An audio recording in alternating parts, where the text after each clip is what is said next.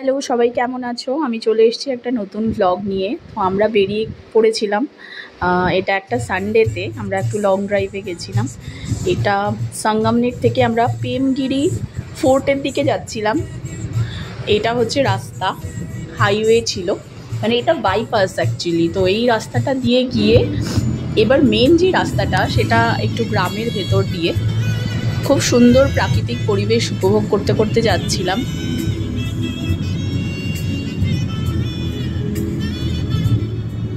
দেখতেই পাচ্ছ চারদিকে পাহাড়, ভীষণ রুক্ষ।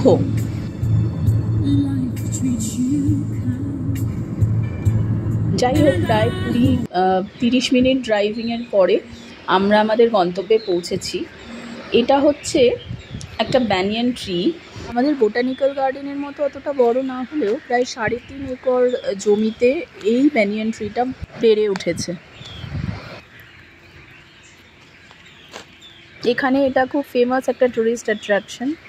তো পাখির ডাকগুলো শোনো, পুরো জায়গাটাতে শুধু পাখির ডাকই শুনেছি।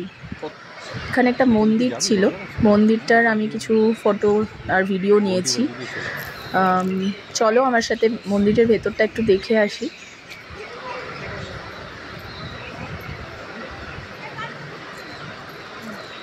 এই মন্দিরের ভেতরে পেমগিরি নামটা এসছে পেমা দেবী এই থেকে, মানে এখানে যে ভগবান আছেন, যেই দেবী তার নাম পেমা দেবী, সেখান থেকেই পেমগিরি নামটা এসছে।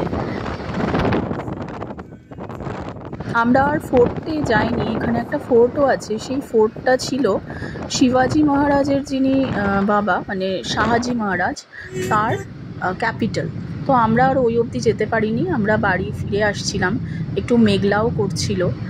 তো সেই জন্য আমরা রিস্ক নিইনি, কারণ রাস্তাটা না গাড়ি চলার মতো অতটাও ভালো নয়। তো আমরা তারপরে চলে এসেছিলাম একটা জায়গায়, সেখানে এটা সুধীরসে, আগেও এসেছি, ওখানে আমরা লাঞ্চ করেছি।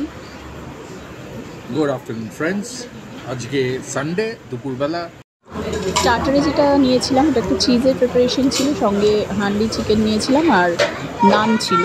তো এটা আমাদের দুপুরের লাঞ্চ ছিল। শেষে একটা পানও নিয়েছিলাম, পকেট পান, আর মশলা ছিল। এবার পান খেয়ে আমি একটুখানি পোজও দিচ্ছিলাম। আমার বর বলছিল লেট হয়ে যাচ্ছে, তাড়াতাড়ি চলো। এইভাবে আমাদের দিনটা কাটলো। তোমাদের কেমন লাগলো আমার ব্লগটা অবশ্যই জানি।